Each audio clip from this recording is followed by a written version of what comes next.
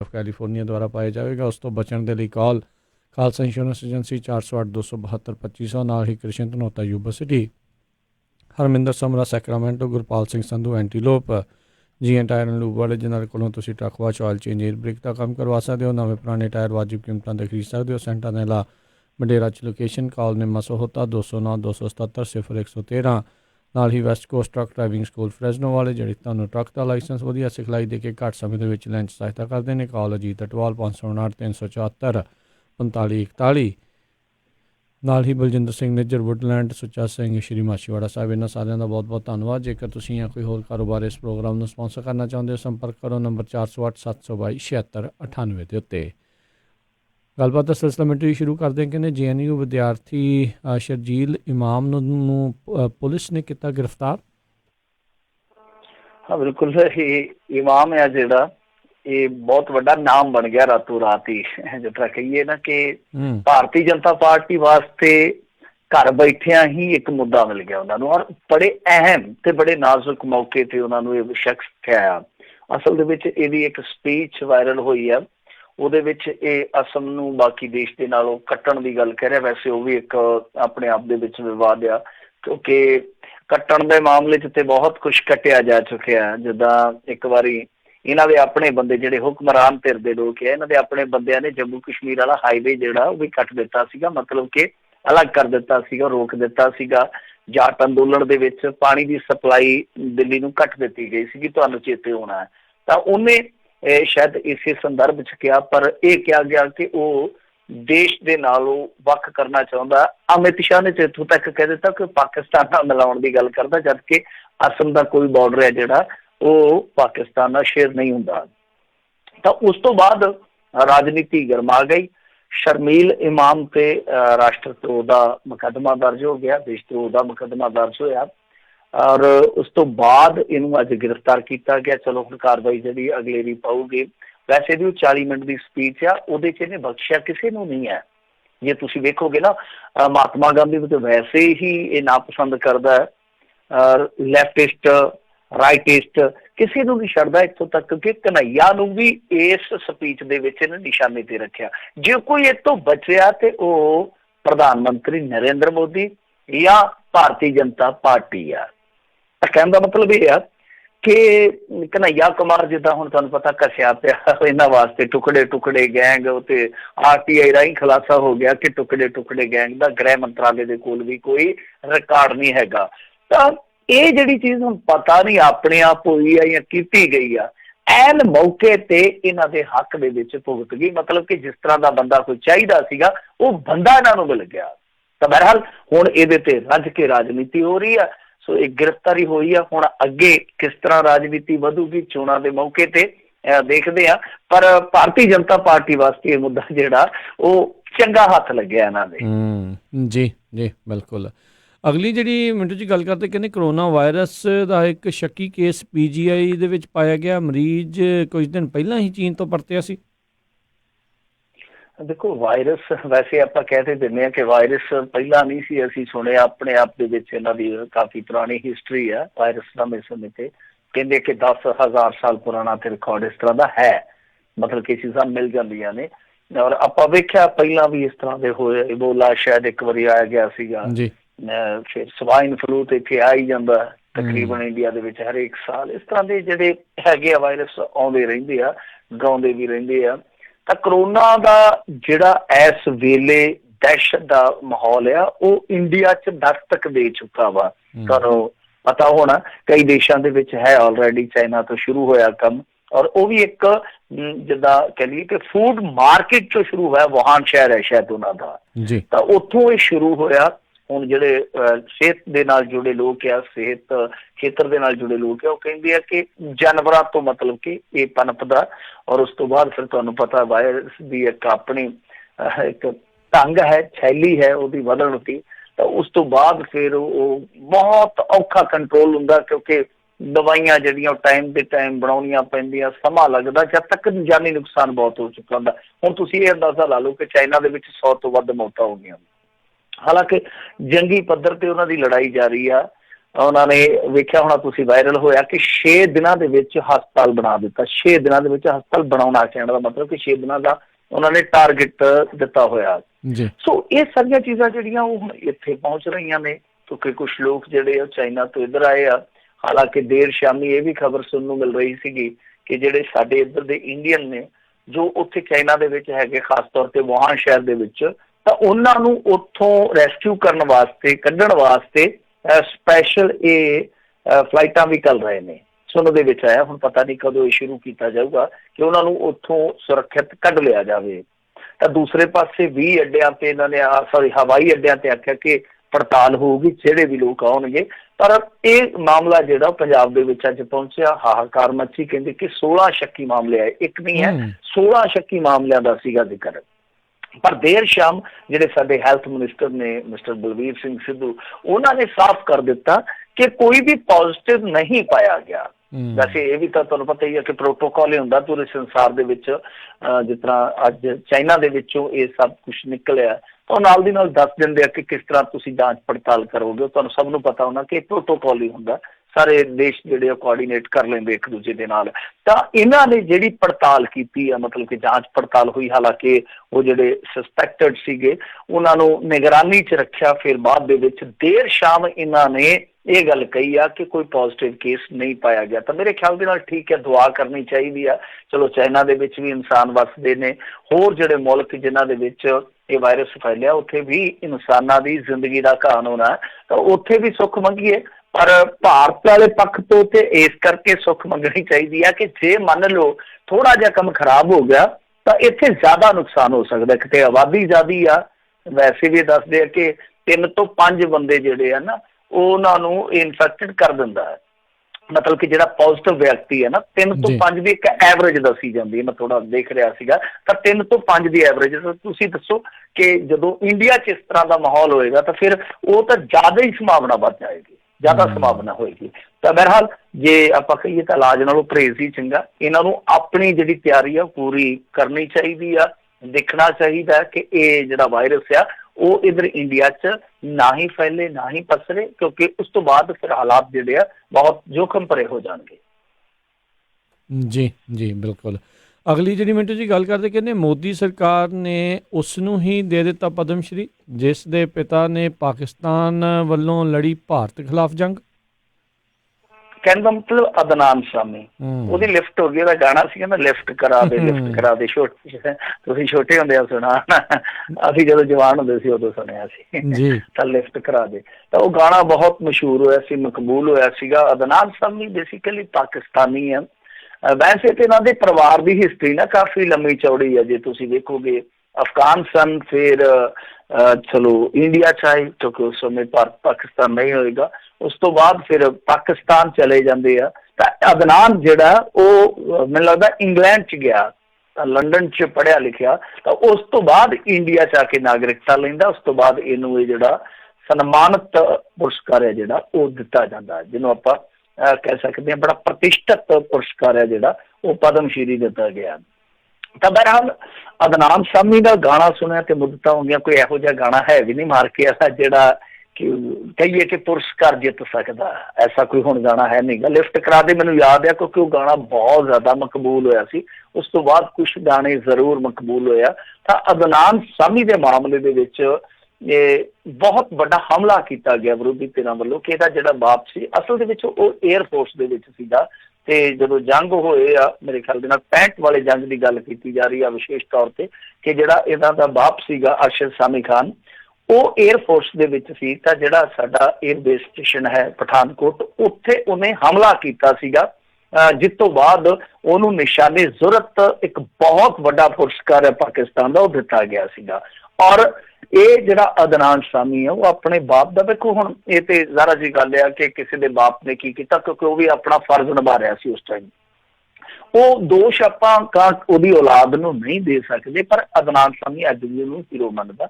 ਔਰ ਜਿਹੜਾ ਕਿ ਮੇਰੇ ਖਿਆਲ ਦੇ ਨਾਲ ਹਰੇਕ ਲੜਕਾ, ਹਰੇਕ ਬੇਟਾ ਜਿਹੜਾ ਉਹ ਮੰਨਦਾ ਹੀ ਹੈ, ਚਾਹੇ ਉਹਦਾ ਬਾਪ ਕਿਸ ਤਰ੍ਹਾਂ ਦਾ ਵੀ ਹੋਵੇ।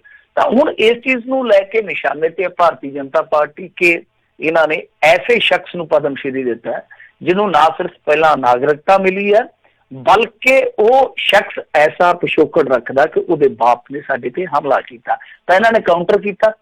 ਭਾਰਤੀ ਜਨਤਾ ਪਾਰਟੀ ਨੇ ਕਾਊਂਟਰ ਕੀਤਾ, ਕਹਿੰਦੇ ਕਿ ਏਦਾਂ ਤਾਂ ਫਿਰ ਜੇ ਤੁਸੀਂ ਦੇਖੋਗੇ ਨਾ ਤੇ ਫਿਰ ਜਿਹੜੇ ਬੀਬੀ ਸੋਨੀਆ ਗਾਂਧੀ ਹੈ ਉਹਨਾਂ ਦੇ ਜਿਹੜੇ ਪੁਰਖੇ ਉਹ ਹਿਟਲਰ ਦੀ ਫੌਜ ਦੇ ਵਿੱਚ ਹੋਇਆ ਕਰਦੇ ਸਨ, ਤਾਂ ਉਹਨਾਂ ਨੇ ਗਾਂ ਪੋਤੜੇ ਫੋਲਣੇ ਸ਼ੁਰੂ ਕਰ ਦਿੱਤੇ ਆ। ਤਾਂ ਮੇਰਾ ਚਲੋ ਜੋ ਉਹਨਾਂ ਨੇ ਪੁਰਸਕਾਰ ਦੇ ਦਿੱਤਾ ਠੀਕ ਆ, ਹੁਣ ਉਹਦੀ ਮੁਖਾਲਫਤ ਆਪਾਂ ਕੀ ਕਰ ਸਕਦੇ, ਕਰਕੇ ਵੀ ਕੀ ਕਰਾਂਗੇ।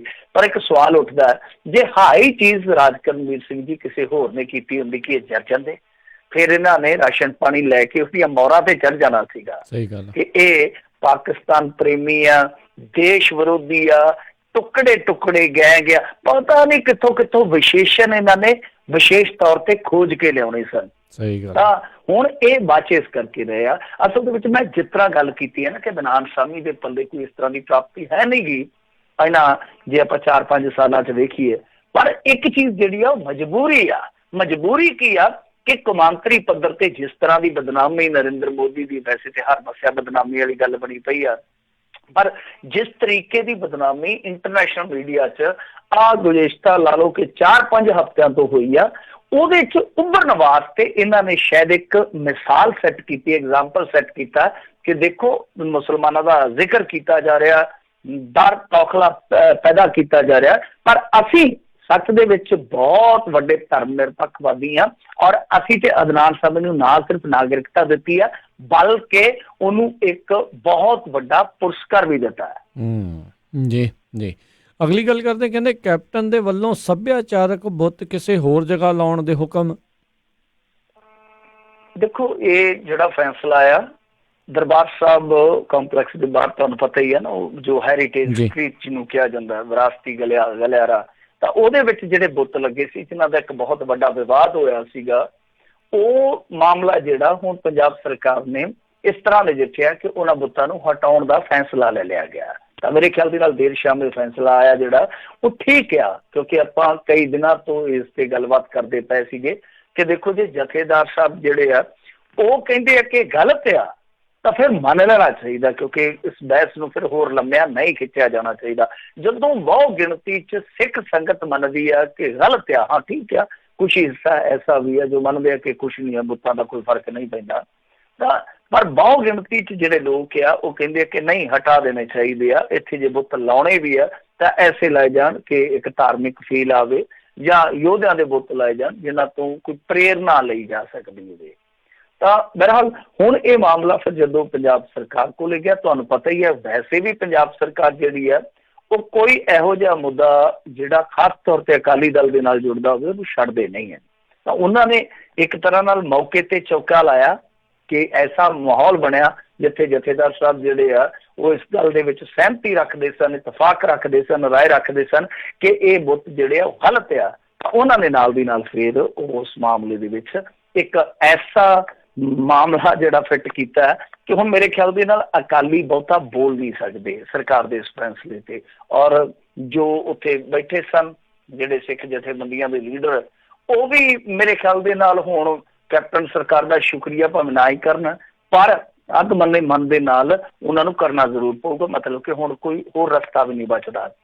ਤਾਂ ਇਸ ਕਰਕੇ ਕੈਪਟਨ ਅਮਰਿੰਦਰ ਸਿੰਘ ਦਾ ਕਹਿ ਸਕਦੇ ਮਾਸਟਰ ਸਟ੍ਰੋਕ ਆ ਕਿ ਉਹਨਾਂ ਨੇ ਵੇਖਿਆ ਕਿ ਸਿੱਖ ਬਹੁ ਗਿਣਤੀ 'ਚ ਇਸ ਗੱਲ ਨਾਲ ਇਤਫਾਕ ਰੱਖਦੇ ਕਿ ਬੁੱਤ ਜਿਹੜੇ ਹਟਾ ਲਏ ਜਾਣ।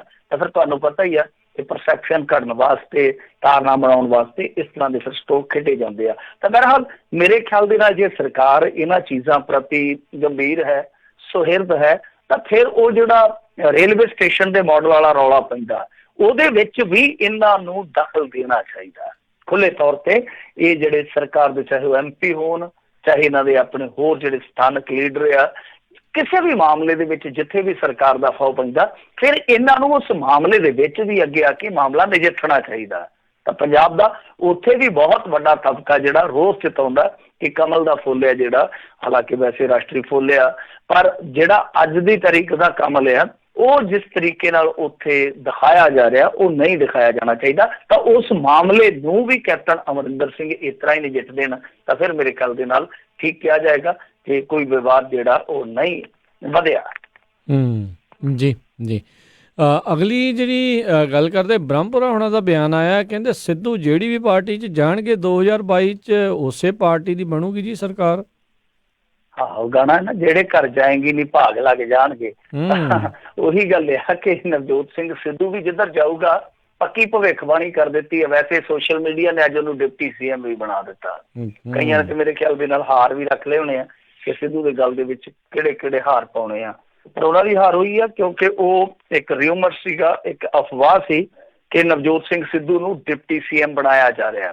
ਤਾਂ ਇਹਨਾਂ ਦੇ ਜਿਹੜੇ ਮੀਡੀਆ ਸਲਾਹਕਾਰ ਆ ਕੈਪਟਨ ਸਾਹਿਬ ਦੇ, ਉਹਨਾਂ ਨੇ ਸਾਫ਼ ਕਰ ਦਿੱਤਾ ਕਿ ਐਸਾ ਕੁਛ ਨਹੀਂ, ਰੀਸ਼ਫਲਿੰਗ ਨਹੀਂ ਹੋ ਰਹੀ।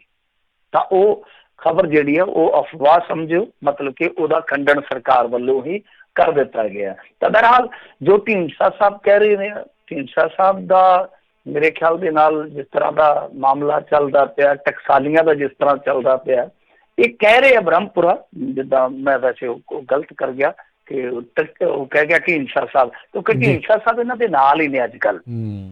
ਤਾਂ ਇਹ ਮਾਮਲਾ ਕਿੱਥੋਂ ਹੋਇਆ? ਢੀਂਡਸਾ ਸਾਹਿਬ ਨੇ ਪਿੱਛੇ, ਜੇ ਤੁਹਾਨੂੰ ਯਾਦ ਹੋਣਾ, ਇੱਕ ਗੱਲ ਕਹੀ ਸੀਗੀ ਕਿ ਨਵਜੋਤ ਸਿੰਘ ਸਿੱਧੂ ਨੂੰ ਜਿਹੜਾ ਇਹਨਾਂ ਨੇ ਪ੍ਰਪੋਜ਼ਲ ਦਿੱਤਾ ਕਿ ਉਹਨਾਂ ਨੂੰ ਅਸੀਂ ਮੁੱਖ ਮੰਤਰੀ ਬਣਾ ਦੇਵਾਂਗੇ, ਉਹ ਮੇਰੇ ਨਾਲ ਰਾਏ ਕਰਕੇ ਨਹੀਂ ਦਿੱਤਾ। ਮਤਲਬ ਕਿ ਇਹਨਾਂ ਨੇ ਜੋ ਵੀ ਸੱਦਾ ਦਿੱਤਾ ਉਹ ਮੇਰੇ ਨਾਲ ਸਲਾਹ ਨਹੀਂ ਕੀਤੀ। ਤਾਂ ਸ਼ਾਇਦ ਉਹਨਾਂ ਨੂੰ ਇਹ ਲੱਗਦਾ ਕਿ ਆਉਣ ਵਾਲੇ ਸਮੇਂ ਦੇ ਵਿੱਚ ਮੁੱਖ ਮੰਤਰੀ ਉਹ ਹੋ ਸਕਦੇ ਆ, ਤਾਂ ਉਹਨਾਂ ਦੇ ਨਾਲ ਸਲਾਹ ਕਰਨੀ ਚਾਹੀਦੀ ਆ। ਤਾਂ ਉਸ ਤੋਂ ਬਾਅਦ ਫਿਰ ਬ੍ਰਹਮਪੁਰਾ ਦਾ ਇਹ ਬਿਆਨ ਆਉਣਾ ਕਿ ਨਵਜੋਤ ਸਿੰਘ ਸਿੱਧੂ ਜਿੱਧਰ ਵੀ ਜਾਵੇਗਾ ਸਰਕਾਰ ਉਹਦੀ ਬਣੇਗੀ। ਤਾਂ ਇਹ ਆਪਣੇ ਆਪ ਦੇ ਵਿੱਚ ਫਿਰ ਤੁਸੀਂ ਦੇਖ ਲਓ ਕਿ ਕੰਟਰਾਡਿਕਸ਼ਨ ਜੀ ਪੈਦਾ ਕਰਦਾ ਹੈ ਕਿ ਕਿਤੇ ਨਾ ਕਿਤੇ ਵਿਰੋਧਾਭਾਸ ਹੈ ਇਹਨਾਂ ਦਾ ਆਪਸ ਦੇ ਵਿੱਚ ਵੀ। ਇਹ ਕੁਛ ਚੀਜ਼ਾਂ ਨੂੰ ਲੈ ਕੇ ਸਹੀ, ਪਰ ਵਿਰੋਧਾਭਾਸ ਹੈ। ਪਰ ਮੇਰੇ ਖਿਆਲ ਦੇ ਨਾਲ ਠੀਕ ਹੈ, ਨਵਜੋਤ ਸਿੰਘ ਸਿੱਧੂ ਇੱਕ ਬਹੁਤ ਵੱਡਾ ਫੈਕਟਰ ਹੋਏਗਾ। ਉਹ ਸਰਕਾਰ ਬਣਾ ਸਕੇਗਾ ਨਵਜੋਤ ਸਿੰਘ ਸਿੱਧੂ, ਇਹ ਦੇਖੋ ਪਰਿਸਥਿਤੀਆਂ ਤੈਅ ਕਰਦੀਆਂ ਨੇ ਕੱਲ ਨੂੰ ਨਵਜੋਤ ਸਿੰਘ ਸਿੱਧੂ ਨਾਲ ਕੀ ਹੋਣਾ। ਔਰ ਦੂਜੀ ਗੱਲ ਹੈ ਕਿ ਨਵਜੋਤ ਸਿੰਘ ਸਿੱਧੂ ਇਸ ਤਰ੍ਹਾਂ ਮੇਰੇ ਖਿਆਲ ਦੇ ਨਾਲ ਇੱਕ ਫੈਸਲਾ ਲੈਣ ਲੱਗਿਆ ਵੀ ਬਹੁਤ ਸੋਚ ਵਿਚਾਰ ਕਰੇਗਾ। ਦਿੱਲੀ 'ਚ ਜਿੱਦਾਂ ਸੂਚੀ ਆਈ ਆ ਚੋਣ ਪ੍ਰਚਾਰਕਾਂ ਦੀ, ਉਹਦੇ ਵਿੱਚ ਵੀ ਨਵਜੋਤ ਸਿੰਘ ਸਿੱਧੂ ਵੇਖੋ ਹਾਲ ਦੀ ਘੜੀ ਖਾਮੋਸ਼ ਆ। ਤਾਂ ਬਹੁਤ ਸੋਚ ਕੇ ਚੱਲ ਰਿਹਾ, ਬਹੁਤ ਸਮਝ ਕੇ ਚੱਲ ਰਿਹਾ ਚੀਜ਼ਾਂ ਨੂੰ। ਤਾਂ ਇਹ ਕਾਹਲੀ ਆ ਕਿ ਨਵਜੋਤ ਸਿੰਘ ਸਿੱਧੂ ਸਰਕਾਰ ਬਣਾ ਦੂਗਾ ਆਪਣੇ ਦਮ ਤੇ। ਉਹ ਪਰਿਸਥਿਤੀਆਂ ਤੈਅ ਕਰਨਗੀਆਂ ਕਿ ਨਵਜੋਤ ਸਿੰਘ ਸਿੱਧੂ ਜਿਹੜਾ ਇੱਕ ਫੈਕਟਰ ਅੱਜ ਦੀ ਡੇਟ 'ਚ ਆ ਉਹ ਕਿੰਨਾ ਪ੍ਰਭਾਵਸ਼ਾਲੀ ਰਹਿੰਦਾ। ਤਾਂ ਬਹਰਹਾਲ ਇੱਕ ਖਬਰ ਜਿਹੜੀ ਇਸ ਮਾਮਲੇ ਦੇ ਵਿੱਚ ਉੜਦੀ ਆਈ ਹੈ, ਢੀਂਡਸਾ ਸਾਹਿਬ ਜਾਂ ਟਕਸਾਲੀ ਜਾਂ ਜੋ ਵੀ ਇਹ ਟੋਲਾ ਬਣਿਆ, ਤਾਂ ਇਹਦੇ ਬਾਰੇ ਖਬਰ ਆ ਰਹੀ ਆ ਕਿ ਇੱਕ ਤੇ ਇਹ ਆ ਕਿ ਢੀਂਡਸਾ ਸਾਹਿਬ ਨੇ ਅੱਜ SGPC ਦੇ ਵਿੱਚ ਕਰੋੜਾਂ ਦੇ ਘਪਲੇ ਦਾ ਐਲਾਨ ਕਰ ਦਿੱਤਾ ਕਿ ਅਸੀਂ ਪਰਦਾਫਾਸ਼ ਕਰਾਂਗੇ ਕਿ ਕਰੋੜਾਂ ਦੇ ਘਪਲੇ ਹੁੰਦੇ ਆ SGPC ਦੇ। ਪਰ ਨਾਲ ਹੀ ਇੱਕ ਬੜੀ ਅਣਕਿਆਸੀ ਜੀ ਗੱਲ ਹੋਈ ਹੈ ਕਿ ਅਚਨਚੇਤੀ ਇਹਨਾਂ ਦੀ ਦੱਸਦੇ ਆ ਕਿ JP ਨੱਡਾ ਨਾਲ ਦਿੱਲੀ 'ਚ ਮੁਲਾਕਾਤ ਹੋਈ ਹੈ। ਹਾਲਾਂਕਿ ਅਧਿਕਾਰਤ ਤੌਰ ਤੇ ਕੀਤੀ ਨਹੀਂ ਹੈ, ਪਰ ਸੋਰਸਸ ਇਹੋ ਹੀ ਦੱਸਦੇ ਆ ਕਿ ਇਹਨਾਂ ਦੀ ਮੀਟਿੰਗ ਹੋਈ ਹੈ JP ਨੱਡਾ ਦੇ ਨਾਲ ਜਾ ਕੇ। ਹਾਲਾਂਕਿ ਢੀਂਡਸਾ ਸਾਹਿਬ ਕਹਿੰਦੇ ਕਿ ਉਹ ਸ਼ਿਸ਼ਟਾਚਾਰੀ ਮੀਟਿੰਗ ਆ, ਪਰ ਦੱਸਿਆ ਜਾ ਰਿਹਾ ਕਿ ਦਿੱਲੀ ਦੇ ਵਿੱਚ ਚੋਣ ਹਮਾਇਤ ਜਿਹੜੀ ਹੈ ਉਹ ਦਿੱਤੀ ਜਾ ਸਕਦੀ ਹੈ ਇਹਨਾਂ ਵੱਲੋਂ। ਮਤਲਬ ਕਿ ਸਰਨਿਆ ਨੇ ਅੱਜ ਖੱਟਰ ਦੇ ਨਾਲ ਮੁਲਾਕਾਤ ਕਰ ਲਈ ਹੈ। ਦੇਖੋ ਕਿਸ ਤਰ੍ਹਾਂ ਬਦਲ ਰਿਹਾ ਸਾਰਾ ਕੁਛ। ਉਧਰ ਮਨਜੀਤ ਸਿੰਘ JK ਸਭ ਕੁਛ ਕਰਵਾ ਰਿਹਾ ਹੈ। ਤਾਂ ਕਹਿਣ ਦਾ ਭਾਵ ਇਹੋ ਆ ਕਿ ਇਧਰੋਂ ਟਕਸਾਲੀ ਜਿਹੜੇ ਆ ਉਹ ਕਹਿ ਰਹੇ ਕਿ ਸਿੱਧੂ ਜਿੱਧਰ ਜਾਊਗਾ ਸਰਕਾਰ ਬਣੂਗੀ। ਉਹ ਸਿੱਧੂ ਦਾ ਖੰਡਨ ਕਰ ਰਿਹਾ ਢੀਂਡਸਾ ਸਾਹਿਬ। ਮੁਲਾਕਾਤਾਂ ਹੋ ਰਹੀਆਂ ਜਾ ਕੇ ਭਾਰਤੀ ਜਨਤਾ ਪਾਰਟੀ ਨਾਲ। ਇਹ ਨਾ ਸਿਰਫ ਟਕਸਾਲੀਆਂ ਲਈ ਸੋਚਣ ਵਿਚਾਰਨ ਦਾ ਵਿਸ਼ਾ ਕਿ ਕੀ ਉਹਨਾਂ ਜਾਣਾ ਭਾਰਤੀ ਜਨਤਾ ਪਾਰਟੀ ਦੇ ਨਾਲ, ਬਲਕਿ ਇਹ ਦੂਜਿਆਂ ਲਈ ਵੀ ਸੋਚਣ ਵਿਚਾਰਨ ਦਾ ਵਿਸ਼ਾ ਹੈ। ਹੁਣ ਦੇਖੋ ਸੁਖਬੀਰ ਸਿੰਘ ਬਾਦਲ ਹੋਰੀ ਤੇ ਪਹਿਲਾਂ ਹੀ ਬਹੁਤ ਨਮੋਸ਼ੀ ਚੱਲ ਚੁੱਕੇ ਆ। ਉਹਨਾਂ ਤੋਂ ਪਹਿਲਾਂ ਜੇ ਇਹਨਾਂ ਨੇ ਸਮਰਥਨ ਦਾ ਐਲਾਨ ਕਰ ਦਿੱਤਾ ਤੇ ਉੱਥੇ ਚਾਹ ਕੇ ਫਿਰ ਸਮਰਥਨ ਦਾ ਐਲਾਨ ਵੀ ਨਹੀਂ ਕਰ ਸਕਦੇ, ਕਿਉਂਕਿ ਉਹਨਾਂ ਕਹਿਣਾ ਸਾਡੇ ਕੋਲ ਤੇ ਸਮਰਥਨ ਸਿੱਖਰ ਆ ਚੁੱਕਾ ਵਾ। ਸਹੀ ਗੱਲ ਆ। ਇਹ ਬਿਲਕੁਲ ਬੜੇ ਦਾਪੇਸ਼ ਜਿਹੜੇ ਇਸ ਟਾਈਮ ਜਿਹੜੇ ਸਿਆਸਤ ਦੇ ਵਿੱਚ ਚੱਲ ਰਹੇ ਨੇ, ਆਉਣ ਵਾਲੇ ਦੇਖਦੇ ਹਾਂ ਦਿਨਾਂ 'ਚ ਕੀ ਬਣਦਾ ਆ। ਅਗਲੀ ਜਿਹੜੀ ਮਿੰਟ 'ਚ ਗੱਲ ਕਰਦੇ, ਕਹਿੰਦੇ ਅਕਾਲੀ ਆਗੂ ਵਿਰਸਾ ਸਿੰਘ ਵਲਟੋਹਾ ਖਿਲਾਫ ਕਤਲ ਦੇ ਦੋਸ਼ ਤੈਅ। ਦੇਖੋ ਇਹ ਮਾਮਲਾ ਤੇ ਪਿਛਲੇ ਸਾਲ ਦਾ ਹੀ ਆ ਰਿਹਾ ਨਾ ਸੁਰਖੀਆਂ ਦੇ ਵਿੱਚ, ਕਾਫੀ ਲੰਮੇ ਸਮੇਂ ਦਾ ਮਾਮਲਾ, ਪਰ ਪਿਛਲੇ ਸਾਲ ਦਾ ਸੁਰਖੀਆਂ 'ਚ ਇਸ ਕਰਕੇ ਸੀਗਾ ਕਿ ਇੱਕ ਬੀਬੀ ਪੱਤਰਕਾਰ ਹੈ ਪੰਜਾਬ ਦੀ, ਉਹਨਾਂ ਨੇ ਇਸ ਸਾਰੇ ਮਾਮਲੇ ਨੂੰ ਉਭਾਰਿਆ ਸੀ, ਕੱਢਿਆ ਸੀਗਾ ਕਿ 1983 ਦੇ ਵਿੱਚ ਕੋਈ ਕਤਲ ਹੁੰਦਾ ਪੱਟੀ ਦੇ ਵਿੱਚ। ਕੋਈ ਡਾਕਟਰ ਸੀਗੇ ਜਿਨ੍ਹਾਂ ਦਾ ਨਾਮ ਸੀ ਸੁਦਰਸ਼ਨ ਕੁਮਾਰ ਪ੍ਰਹਨ, ਤਾਂ ਉਹਨਾਂ ਦਾ ਕਤਲ ਕਰ ਦਿੱਤਾ ਗਿਆ ਸੀ। ਉਸ ਮਾਮਲੇ ਦੇ ਵਿੱਚ ਵਿਰਸਾ ਸਿੰਘ ਵਲਟੋਆ, ਹਰਦੇਵ ਸਿੰਘ ਅਤੇ ਬਲਦੇਵ ਸਿੰਘ ਨਾਮ ਦੇ ਬੰਦੇ ਜਿਹੜੇ ਆ ਉਹ ਨਾਮਜ਼ਦ ਹੋਏ ਸਨ। ਉਹਨਾਂ ਚੋਂ ਜਿਹੜੇ ਦੋ ਸਨ, ਜਿਹੜੇ ਮੈਂ ਦੂਜੇ ਜ਼ਿਕਰਤ ਕੀਤੇ ਹਰਦੇਵ ਸਿੰਘ ਤੇ ਬਲਦੇਵ ਸਿੰਘ, ਉਹ ਬਰੀ ਹੋ ਗਏ ਸਨ। ਹਾਲਾਂਕਿ ਵਿਰਸਾ ਸਿੰਘ ਵਲਟੋਆ ਵੀ ਕਹਿੰਦੇ ਉਹਨਾਂ ਦੇ ਕਾਫੀ ਹਵਾਲੇ ਆਏ ਇਸ ਮਾਮਲੇ ਦੇ ਵਿੱਚ ਕਿ ਉਸ ਤੋਂ ਬਾਅਦ ਉਹ ਗ੍ਰਿਫਤਾਰ ਹੋ ਜਾਂਦੇ ਆ, ਜੋਧਪੁਰ ਦੀ ਜੇਲ੍ਹ ਦੇ ਵਿੱਚ ਬੰਦ ਹੁੰਦੇ, ਉਸ ਤੋਂ ਬਾਅਦ ਫਿਰ ਉਹ ਇਸ ਕੇਸ ਦੇ ਵਿੱਚ ਆ ਕੇ ਸ਼ਾਮਲ ਹੁੰਦੇ ਆ, ਫਿਰ ਉਹਨਾਂ ਨੂੰ ਵੀ ਬਰੀ ਕਰ ਦਿੱਤਾ ਜਾਂਦਾ, ਉਹ ਦਾਅਵਾ ਕਰਦੇ ਰਹੇ। ਹਾਲਾਂਕਿ ਜਦੋਂ ਕਾਗਜ਼ਾਤ ਪੁੱਛੇ ਜਾਂਦੇ ਸਨ ਕਿ ਜਿਹੜੇ ਬਰੀ ਹੋਏ ਆ ਤੁਸੀਂ, ਉਹਦੇ ਕਾਗਜ਼ਾਤ ਉਹਦਾ ਰਿਕਾਰਡ ਤੋਂ ਕਹਿੰਦੇ ਕਿ ਉਸ ਸਮੇਂ ਤੇ ਸਾਨੂੰ ਆਪਣਾ ਰਿਕਾਰਡ ਦਾ ਨਹੀਂ ਸੀ ਪਤਾ ਲੱਗਦਾ ਹੁੰਦਾ ਕਿ ਕਿੱਥੇ ਫੜ ਲਿਆ ਕਿੱਥੇ ਛੱਡ ਦਿੱਤਾ, ਤਾਂ ਉਹ ਡਾਕੂਮੈਂਟ ਅਸੀਂ ਕਿੱਥੋਂ ਲੱਭ ਸਕਦੇ ਹਾਂ। ਤਾਂ ਬਹਰਹਾਲ ਇਹਦਾ ਮਤਲਬ ਇਹ ਹੈ ਕਿ ਉਹ ਡਾਕੂਮੈਂਟਸ ਨਹੀਂ ਲੱਭੇ ਜਾਂ ਉਹਨਾਂ ਦਾ ਦਾਅਵਾ ਜਿਹੜਾ ਝੂਠਾ ਨਿਕਲਿਆ। ਫਿਰ ਇਸ ਮਾਮਲੇ ਦੇ ਵਿੱਚ ਕਿਉਂਕਿ ਸਰਕਾਰ ਤੁਹਾਨੂੰ ਪਤਾ ਉਲਟੇ ਇਹਨਾਂ ਦੇ, ਤਾਂ ਉਹ ਜਿਹੜੀ ਸਰਕਾਰ ਆ ਉਹ ਫਿਰ ਆਉਂਦੀ ਆ ਹਰਕਤ ਦੇ ਵਿੱਚ, ਇਸ ਮਾਮਲੇ ਦੇ ਵਿੱਚ ਹਲਚਲ ਹੁੰਦੀ ਆ, ਫਿਰ ਚਲਾਨ ਪੇਸ਼ ਕੀਤਾ ਜਾਂਦਾ, ਉਸ ਤੋਂ ਬਾਅਦ ਚਾਰਜਸ ਜਿਹੜੇ ਆ ਉਹ ਫਰੇਮ ਕਰ ਦਿੱਤੇ ਆ। ਇਹਦਾ ਮਤਲਬ ਹੈ ਕਿ ਵਿਰਸਾ ਸਿੰਘ ਵਲਟੋਆ ਨੂੰ ਹੁਣ ਇਹ ਟ੍ਰਾਇਲ ਜਿਹੜਾ ਉਹ ਫੇਸ ਕਰਨਾ ਪਊਗਾ। ਭੇਤ ਭਰੀਆਂ ਕੁਝ ਗੱਲਾਂ ਹੈਗੀਆਂ ਇਸ ਮਾਮਲੇ ਦੇ ਵਿੱਚ ਕਿ ਇਹਨਾਂ ਦਾ ਪਾਸਪੋਰਟ ਕਿਸ ਤਰ੍ਹਾਂ ਬਣਿਆ, ਫਿਰ ਪੁਲਿਸ ਇਸ ਮਾਮਲੇ ਦੇ ਵਿੱਚ ਉਹਨਾਂ ਨੂੰ ਭਗੌੜਾ ਐਲਾਨਦੀ ਆ, ਜਦ ਕਿ ਉਹ ਤੇ ਤੁਹਾਨੂੰ ਪਤਾ ਹੀ ਆ ਕਿ ਕਿੰਨੇ ਪਾਵਰਫੁਲ ਅਹੁਦਿਆਂ ਤੱਕ ਪਹੁੰਚੇ ਆ। ਮਤਲਬ ਕਿ ਕਾਗਜ਼ਾਂ ਦੇ ਵਿੱਚ ਕੁਝ ਵੀ ਲਿਖਿਆ ਹੋਗਾ ਭਗੌੜਾ ਹੀ ਲਿਖਿਆ ਹੋਏਗਾ ਨਾ, ਜੇ ਉਹ ਕਾਗਜ਼ ਚੱਲਦੇ ਆ ਤਾਂ ਪੁਲਿਸ ਭਗੌੜਾ ਹੀ ਲਿਖਦੀ ਆ। ਤਾਂ ਇਹ ਸਭ ਕੁਝ ਜਿਹੜਾ ਉਹ ਆਪਣੇ ਆਪ ਦੇ ਵਿੱਚ ਬੜਾ ਦਿਲਚਸਪ ਆ। ਤਾਂ ਹੁਣ ਦੇਖਣਾ ਹੋਏਗਾ ਇਹ ਟ੍ਰਾਇਲ ਜਿਹੜਾ ਆ ਕਿ ਇਸ ਸਰਕਾਰ ਦੇ ਕਾਰਜਕਾਲ ਦੇ ਵਿੱਚ ਪੂਰਾ ਹੋ ਜਾਊਗਾ। ਵਿਰਸਾ ਸਿੰਘ ਵਲਟੋਆ ਉੱਥੇ ਕੀ ਦਲੀਲਾਂ ਰੱਖਣਗੇ, ਜਿਵੇਂ ਮੈਂ ਕਿਹਾ ਕਿ ਉਹਨਾਂ ਨੇ ਪਹਿਲਾਂ ਹੀ ਕਿਹਾ ਸੀਗਾ ਕਿ ਉਹ ਬਰੀ ਹੋ ਚੁੱਕੇ ਆ, ਕਿ ਉਹ ਇਹ ਦਲੀਲ ਜਿਹੜੀ ਆ ਕੋਰਟ ਦੇ ਵਿੱਚ ਸਾਬਤ ਕਰ ਸਕਣਗੇ ਤੇ ਉਹ ਦਲੀਲ ਟਿਕ ਸਕੂਗੀ। ਇਹ ਵੇਖਣਾ ਦਿਲਚਸਪ ਰਹੂਗਾ ਇਸ ਮਾਮਲੇ 'ਚ। ਜੀ ਜੀ, ਅਗਲੀ ਗੱਲ ਕਰਦੇ ਹਾਂ ਮਿੰਟੂ ਜੀ। ਕਹਿੰਦੇ ਕੈਪਟਨ ਦੇ ਵਿਧਾਇਕ ਨੇ ਇੱਕ ਵਾਰ ਫਿਰ ਆਪਣੀ ਸਰਕਾਰ ਘੇਰੀ ਹੈ। ਇਹ ਬਸ ਆਪਣੇ ਆਪ ਹੀ ਘੇਰਦੇ ਰਹਿੰਦੇ ਇੱਕ ਦੂਜੇ ਨੂੰ, ਹੋਰ ਇਹਨਾਂ ਨੇ ਕੀ ਕਰਨਾ ਵਾ। ਤੇ ਇਸ ਮਾਮਲੇ ਦੇ ਵਿੱਚ ਚਲੋ ਇੱਕ ਚੀਜ਼ ਜਿਹੜੀ ਉਹ ਪੋਜ਼ਿਟਿਵ ਆ ਕਿ ਇਸ ਸਰਕਾਰ ਦੇ ਵਿੱਚ ਬੰਦੇ ਤੇ ਕੁਝ ਬੋਲਦੇ ਆ। ਦੂਜੀ ਸਰਕਾਰ ਜਿਹੜੀ ਹੁੰਦੀ ਸੀ ਭਲਿਆਂ ਵੇਲਿਆਂ ਵਾਲੀ ਸਰਕਾਰ ਜਿਹੜੀ ਕਹਿ ਸਕਦੇ ਆ, ਪਿਛਲੀ ਸਰਕਾਰ, ਉਹਦੇ ਵਿੱਚ ਤੇ ਇਸ ਤਰ੍ਹਾਂ ਸੁਰ ਜਿਹੜੇ ਸੀਗੇ ਉਹ ਨਹੀਂ ਸੀ ਵੇਖਣ ਨੂੰ ਮਿਲਦੇ।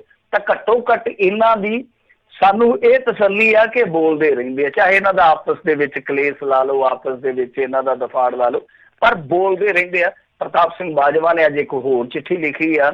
ਉਹਨਾਂ ਨੇ ਚਿੱਠੀਆਂ ਵਾਲਾ ਬੜਾ ਸਿਲਸਿਲਾ ਚਲਾਇਆ, ਜਿਵੇਂ ਪੁਰਾਣੇ ਸਮਿਆਂ 'ਚ ਆਸ਼ਕ ਮਸ਼ੂਕ ਲਿਖਦੇ ਹੁੰਦੇ ਸਨ ਇੱਕ ਦੂਜੇ ਨੂੰ, ਉਹ ਚਿੱਠੀ ਫਿਰ ਲਿਖ ਦਿੱਤੀ ਉਹਨਾਂ ਨੇ। ਤਾਂ ਲੈਟਰ ਬੰਬ ਜਿਹੜਾ ਕੋਈ ਨਾ ਕੋਈ ਸੁੱਟੀ ਰੱਖਦੇ ਆ। ਤਾਂ ਇਹ ਹੈਗੇ ਧਮਾਨ ਸਾਹਿਬ।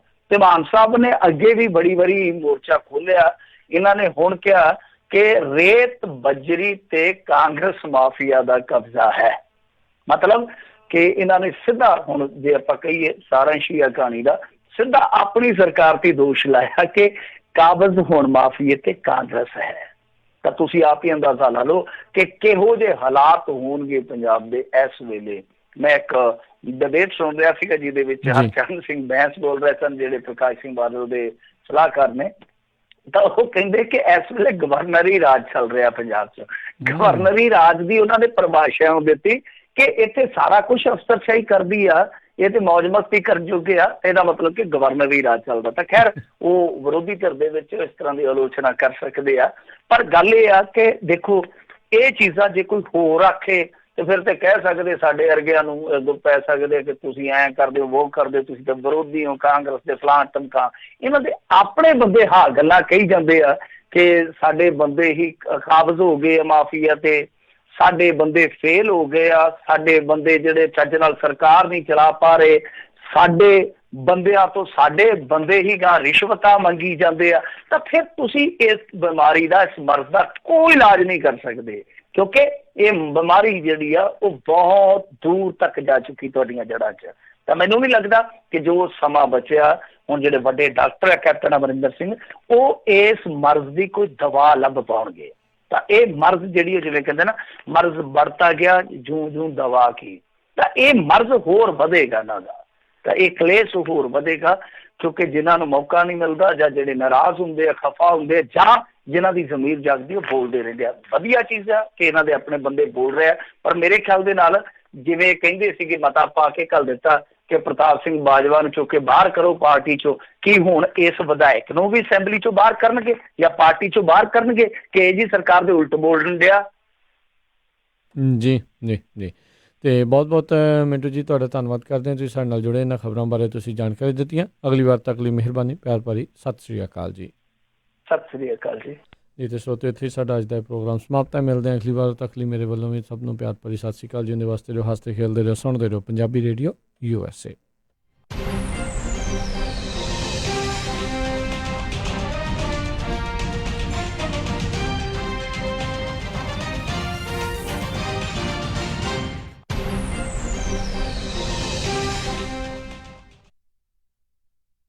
ਤੁਸੀਂ ਸੁਣ ਰਹੇ ਹੋ KOBO ਯੂਬਾ ਸਿਟੀ